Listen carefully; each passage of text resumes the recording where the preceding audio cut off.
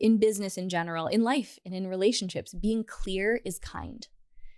Overgiving is not kind. Being clear is kind, and clearly communicating what we can and can't agree to, clearly communicating expectations is actually the most loving thing we can do.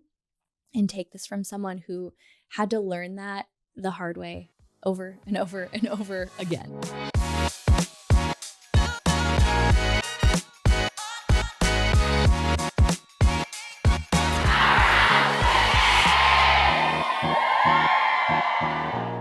So in a season that has so many demands on us, how do we actually break cycles of burnout and overgiving and essentially what's at the root of all of it, which is self-abandonment? And this is something that I have a lot of personal insight into that I've had to unwind as I've gone through this healing journey over the last 2 years. As an entrepreneur, it shows up in my friendships, every single relationship. And so I can understand how difficult it can feel sometimes to say the simplest of words, which is no. If you struggle with that, if you find it a little bit hard to balance everything that is going on in your business and in your life all at the same time, then I think you're going to really relate to some of these questions. So this first one is from Swapna, who said, I recently left corporate due to burnout, and I've started an entrepreneurial journey with my husband. Lately, I've found myself pouring into others and their well-being, making sure that their challenges are taken care of, because I believe it's also part of my expansion, while also unintentionally neglecting my own expansion and self-brand. Now I'm exhausted. I feel creatively drained. So she asked, what advice do you have for getting back on track with reclaiming that focus and creativity? I think the first thing is, number one, applaud yourself for recognizing the pattern. Especially when we leave one season, like if you left the career world because of this feeling of burnout, and then we bring the same patterns that caused burnout into an entrepreneurial journey, which is no less demanding than a corporate career is, we may find ourselves back in the same place and not realize it. So what I really want to applaud you for, first and foremost, and anyone else who's listening to this, is if you recognize the pattern, that is the first step in breaking it. So I can relate to this on so many levels of operating differently in my previous business than I do in operating and how I've built Powerhouse Women. And a lot of that was because I had the contrast of realizing how I didn't want a business growth journey to feel. So the fact that you're tuning into what you don't want to experience is the first step in starting to break some of those patterns. But I think it really comes down to, there are a couple of things in Swapna's question that really stood out, which is really having this heart for pouring into others and their well-being. And also identifying that it's a natural and authentic part of her expression and expansion to pour into others. We never want it to sound like you have to turn off the part of you that makes you who you are. I can hear just in this question how authentic that is and how it's probably part of what's also made you successful. I know a lot of you listening, this is the case, but finding a balance between the two where our own needs are a part of the equation actually puts us in a position to serve others better. And so the second piece to this, in my personal experience, has been, because it was a little bit unnatural and quite uncomfortable for me to start saying no, especially to people and in situations where they were used to and they were counting on my yes. They were counting on my self-abandonment, quite honestly, because that is how I had shown up in that dynamic over and over again. That you can expect that it might cause some friction in areas where people really expect you to be able to meet their needs or be able to say yes to requests to pour back into them.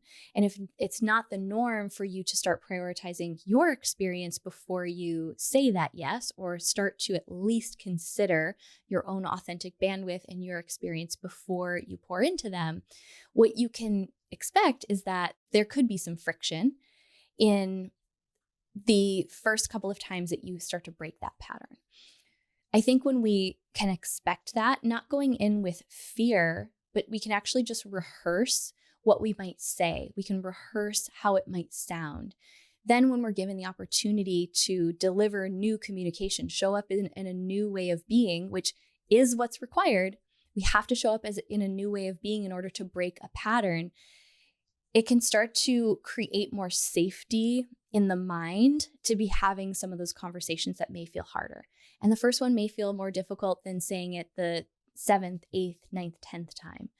So when you think about the areas where the pattern of overgiving, I'm just giving it that word, you may not describe it in this way, but if it's feeling like it's leaning toward overgiving and leading you to burnout, we want to start to identify where's the root of it? Where does it start? Where are those places where you start to feel internally, I don't really have time for this, but you start to justify it because of you're afraid of how someone else is going to respond, or you're afraid of what they're going to think of you, or you feel this compulsion to meet the needs of others before you consider your own. Realize in that moment, that's actually where change occurs. So being able to pause, even if it's, I remember I used to have this as I was breaking this pattern, and this really was a pattern that I broke in my previous business more so than, in this one. And that reframe of now how I operate carried me into how I build Powerhouse Women now. But when I was first breaking this pattern, it was so uncomfortable. And I had to create this new way of operating for myself to just give myself a little space before I said yes to something. So if a request came in, notice first and foremost if you feel compelled to give an immediate answer. That's really powerful information in itself. And instead, pause. And if you feel the need to respond right away, say instead, I'm going to get back to you in 24 hours. Hey, give me a day to just evaluate whether or not I can say yes to that, whether I can attend that thing, whether I can help with this event, and give yourself some time to actually sit with it before answering, before deciding whether you can pour into that other person. Then sit with yourself, look at your calendar, look at the things that you're committed to. If you cannot actually meet that need, or you can't pour into that person, you can't give in the way you typically would give, then be prepared to say that and let your no be a full sentence. Meaning, don't say no and then kind of give the caveat of, well, but maybe if things change, I might be able to. Because what we don't realize that that's doing is those are all energy leaks. Anytime we're saying yes and it really would have been a no for us. It's a yes, but it's a no to ourselves. It's a no to our own well-being. What we don't realize is that we're showing up in an energy that isn't really serving the other person in the way we think it is. And it's definitely not serving ourselves. And that all leaks energy. So the part that really stood out was when she asked about, really reclaiming focus and creativity. Those are both energies. Focus is energy. Creativity is especially energy. And if we're leaking energy in commitments and agreements that are not a full yes, we're not going to have the same level of focus and creativity for the things that for us, if we're prioritizing the things that matter most to us, we're not going to have as much energy for them.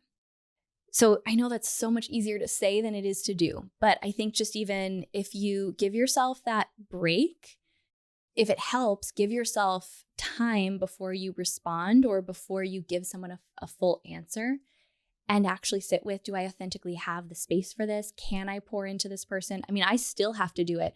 I'll find myself in these, I'm trying to think of like a recent example, but I've definitely had them where I find myself wanting to make plans to get together with someone, to pour into them, give my energy to them, to spend time, nurturing a connection. And maybe in a season like this season, that would mean taking time away from some of the projects that I'm working on. And even though I deeply, deeply want to nourish connections, I deeply want to see certain friends that I haven't seen for a long time, I'll find myself literally typing out the text saying something to the effect of, let's make plans, or if they suggest making plans, and I find myself going to type yes or kind of lean into that invitation, and then check in with myself. I take that pause before sending, and I'm like, okay, the truth is, if I say yes to this, now this is an open loop that I'm going to have to be responsible for scheduling this in and finding the time and, clearing something from my calendar that is going to allow me to prioritize this. And I just don't, that doesn't feel good when I really sit with, that's not something that I have the authentic bandwidth for right now. And then I find myself like deleting the text, like backspace, backspace, because if I say yes to it, now I'm giving energy. So when we start to realize that energy is one of those resources that it's not the same as, money as an energy. You can make more money. You can't make more time. And I don't think you can actually really make more energy. We can use our energy more efficiently. So taking that pause, recognizing the pattern, rehearse what you want to say. And for the most part, I think anyone listening who is really bumping up against feeling burnt out, and when you realize that the burnout is stemming from overgiving or some self-abandonment, to realize that it's going to take time to reprogram that, because it's typically rooted in something a little bit deeper. And we're going to talk a little bit about the deeper roots in this next question, because I love what Melissa Drummond asked. How do you keep your big heart and your genuine desire to serve intact without slipping into overgiving or feeling taken advantage of? And then she went on to say, and I think this is important because I'm sure a lot of people can relate to this. She said for her, it shows up in two ways. Sometimes a client who just keeps asking for one more thing beyond what was initially agreed to. Or it could also be that she said, sometimes it's me going above and beyond without being asked because I truly want them to succeed. And again, you all are so self-aware. This is so beautiful because Melissa's self-awareness is showing when she said, and yet when I do that, I end up drained, behind on my own business, and questioning why I care more about their goals than my own. But always kind of feeling this tug of war between, okay, how do we set ourselves apart from competitors who maybe are doing the bare minimum, and we feel this compulsion to overgive in order to stand out? And how do we make sure we don't lose ourselves in the process, but still operate with that extra care and the excellence? Like, where is the balance between loving your clients well and delivering a good experience, but protecting your own time, energy, and vision? This is such a beautiful question and such a brilliant question, because you're right. We're taught in business, especially, and in relationships that, what we invest will return to us. And I do believe that is true. But I also believe there are self-honoring ways to show up and deliver excellence in a way that is really meaningful without burning yourself out in the process. And it's probably less than you think. So this is me as a customer. I'm going to step into the role of a customer. The things that impress me the most within the business relationships or contracts is when there's really clear communication right up front. So it sounds like you might be doing that already, clearly communicating expectations and what you will and won't agree to. But then here's maybe a different way to reframe it. When maybe, let's say, a vendor isn't honoring their own boundaries and they're maybe allowing someone to ask for too much, or, I really try to take this into consideration with people I work with, either as a client or I'm the client and they're also friends, not to overstep. I'll use my friend Risa as an example. She's a brilliant stylist. And when I'm paying her for styling, I feel so great sending her questions, sending her pictures of my outfits, and asking her like, hey, what do you think, which shoes would go best with this? But there's also a boundary, because I respect her as a professional, that if I'm not paying her to style me for an event, I'm not going to then expect her to over deliver and show up for me. And I'm also not going to put her in the awkward position of having to say that to me by sending her style questions outside of our agreements. Holding her boundaries actually makes me want to work with her more, because I understand that she respects herself the same way that she probably wants her clients to respect her. So it's kind of, I want to help to maybe narrate that there's a flip side to what we think is giving so much more value. It could actually unintentionally be communicating to people that we don't really respect ourselves.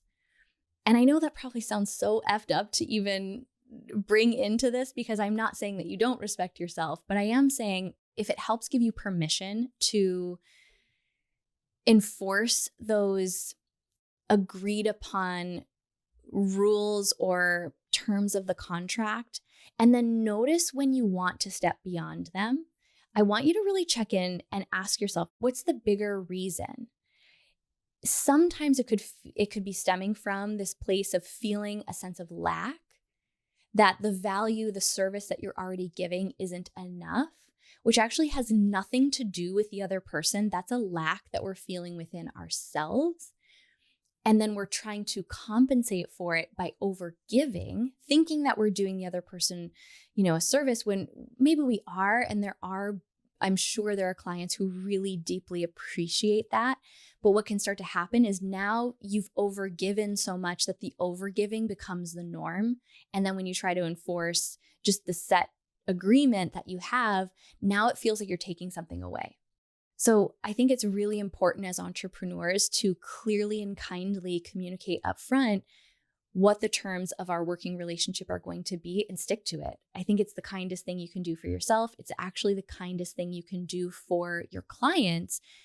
And it may unintentionally backfire if you're continuously overgiving out of this feeling of lack, thinking that if you don't, you're going to lose that client. Now, let's talk about how do you actually start to do the deeper work to fill that feeling of lack? Because if that is where it's stemming from, or if it's stemming from this place of just fear, fear of competition, fear of someone else taking business from you, what you want to do is you want to really, sit with that feeling, figure out, is it stemming from something, beyond business? Is it stemming from this feeling of lack within me and feeling that I'm not actually qualified to do this, or I'm not good enough to do this, or whatever it is, right? I think what can happen is sometimes when we pull the string of those deeper patterns, it can lead us to a beautiful place of healing something we didn't even know there was to heal and to address. And the more that I started to dig into the deeper layers of why I felt compelled to overgive, or why it was difficult for me to say no, the firmer I got in my boundaries, the more respect I think clients actually had for me. Definitely the more respect I had for myself. But I also operate now from a place of not being burned out, because I'm not overgiving beyond what I had already set at the beginning of, let's say, a contract that I could live up to. So we want to think about it both ways. Often we think we're doing a good thing by giving beyond our means, but it could actually backfire, because once you start to enforce the boundaries and the contracts that you previously had in place, it can actually start to feel like you're taking something away. And you'll probably tend to attract clients who love to overstep boundaries. That's typically how we break these patterns, is we attract in the exact people and mirrors that we need in order to see where something needs to shift in order for us to expand and grow to the next level. So if we look at the deeper root, what is the reason I'm finding it hard to say no? What is the reason I'm overgiving? What am I afraid will happen if I don't? And then realizing that overgiving is often a form, for me at least, my overgiving was definitely a form of self-abandonment. It was easier for me to pour into others than it was to pour into my own needs. And how it was inviting me to really explore my relationship to my own needs and why it felt uncomfortable to prioritize them. And there was so much growth as I really dug into that. And then really from there, I think it's a chance, anyone who's really resonating with Melissa's question, it's really an opportunity to evaluate what standards and boundaries and expectations are you setting from the beginning of working with someone. And to realize that, especially if you've been working with different clients for a lengthy amount of time, let's just say it's been a year or 3 years, it is absolutely appropriate to check back in periodically and just say, hey, do the terms of our agreement still work for both of us? Is there anything we would change? One of my favorite quotes, I don't even really know who to give credit for this quote. I've just heard it repeated over and over, but just in business in general, in life and in relationships, being clear is kind. Overgiving is not kind. Being clear is kind, and clearly communicating what we can and can't agree to, clearly communicating expectations is actually the most loving thing we can do. And take this from someone who had to learn that the hard way over and over and over again. But thank you for that beautiful question, Melissa. I know that this community is filled with those of us who have huge hearts and we really want to give and we want to serve and we want to love on people, and we can. And if it's becoming the source of your burnout, it's a sign that something needs to change.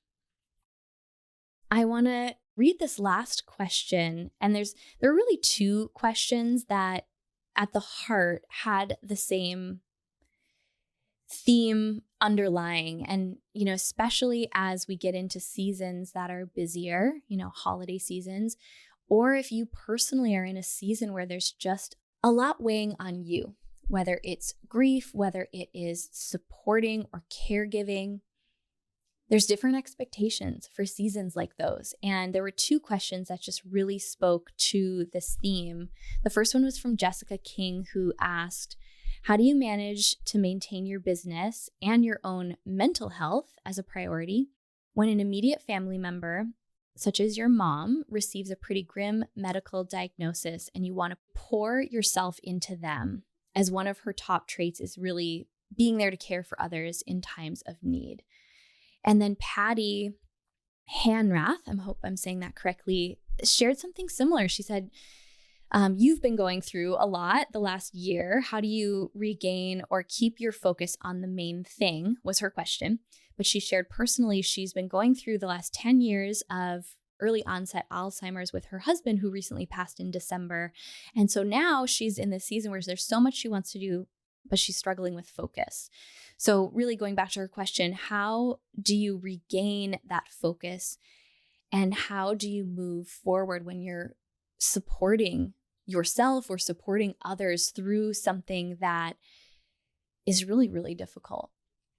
And the truth is, when she asked, how do you keep your focus on the main thing? And this is the same thing I would say to Jessica, is that the main thing was no longer my business. For the last year and a half, the main thing has been my healing and supporting myself through that process. And that is the best thing that I can do for my business. It's the best thing that I can do for the people who rely on me. So it's a little bit different when you're still, like Jessica is still in the season where she's caring for someone who needs it right now. I think to Jessica, I would say, and anyone else who is navigating a season where you're almost preemptively grieving a change that you know is going to potentially happen, or just even grieving the way that a relationship between, a parent or a sibling or a friend used to be, because now there's this diagnosis that's a part of the conversation. So it can bring about grief, or you're grieving the actual loss of someone. And now you're trying to find yourself and you're really trying to figure out, how do I regain this focus? You will not have the same level of focus. You just won't. And having an expectation that we should is one of the biggest energy leaks in a season that requires so much energy already. So there were so many times over the last year and a half that I had to kind of have this conversation with myself and renegotiate my expectations of what was going to happen in my business, renegotiate my expectations with myself.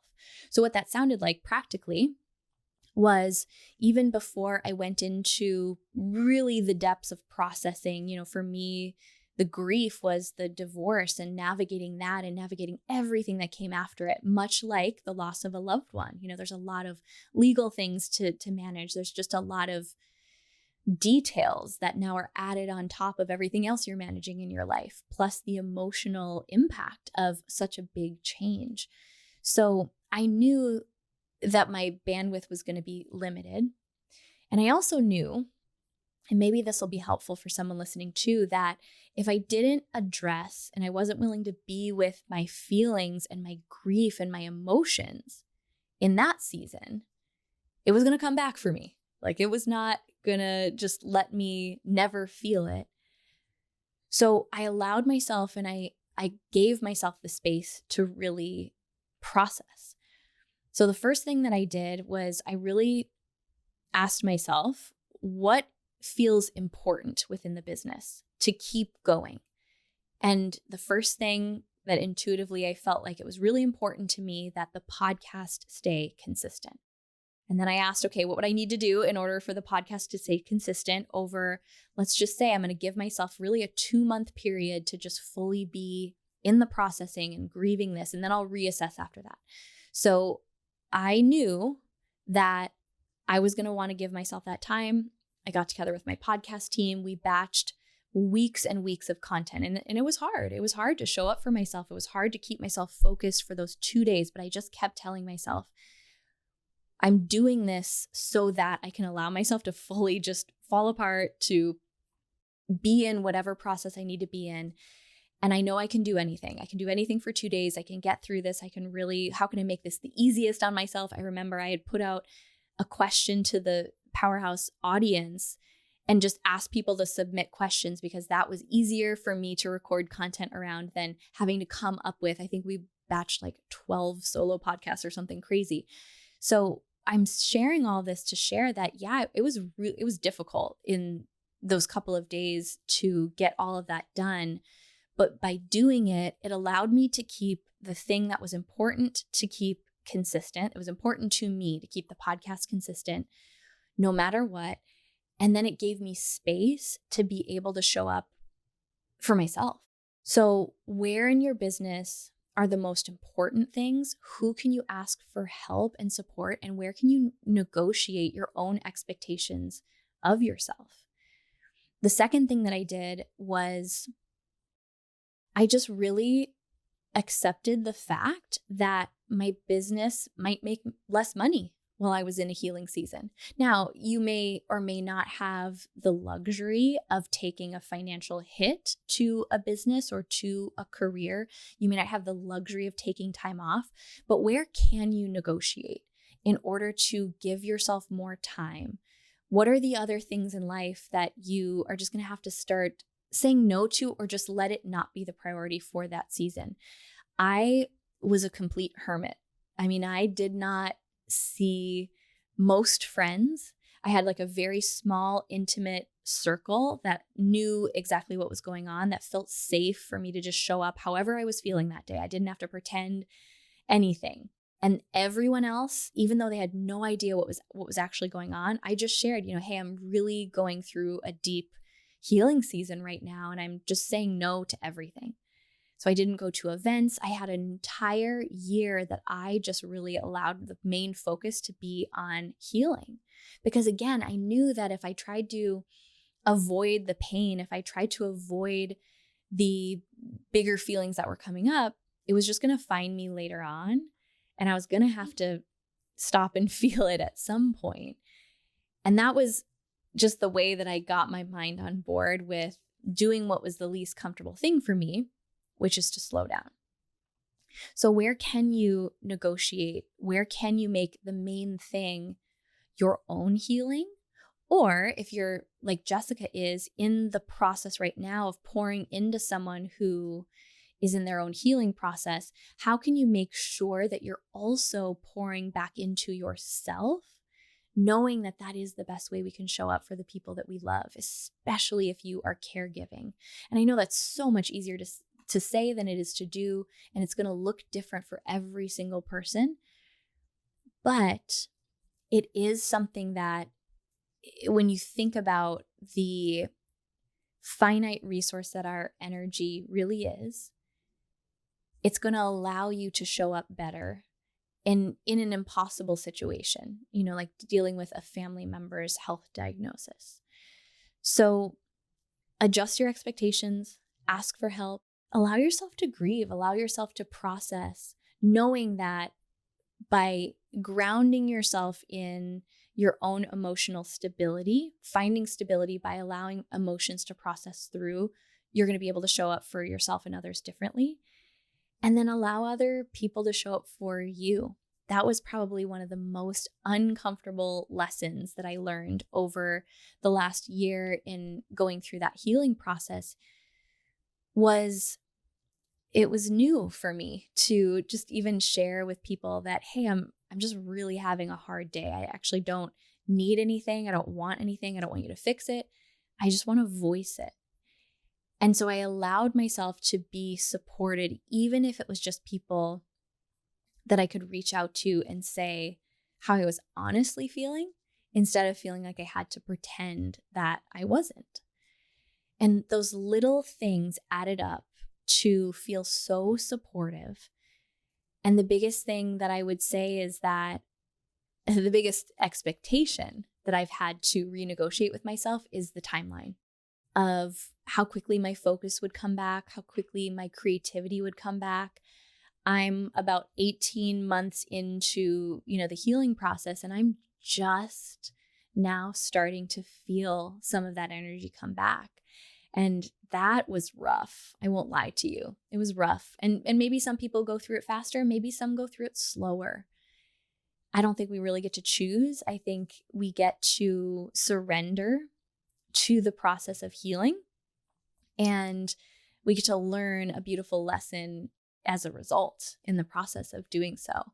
So anyone who, is breaking these cycles of burnout and overgiving and self-abandonment, I just really honor you, because it is going to make you better for the people you love. It's going to make you better for your business. It's going to grow your business, because as we start to bring our energy back to ourselves, it expands how much energy we can receive. When we're depleted, we actually can't receive fully. So I know that this is a journey, and it's not something that you can change overnight, but it starts by making those small daily actions to recognize these patterns, to start to set boundaries, to become more comfortable with saying no matter how that no is received. And above all, to realize that the best thing we can do for the people that we love is to prioritize our own healing and our own mental health. And when we do, everything around us gets better. It's really true.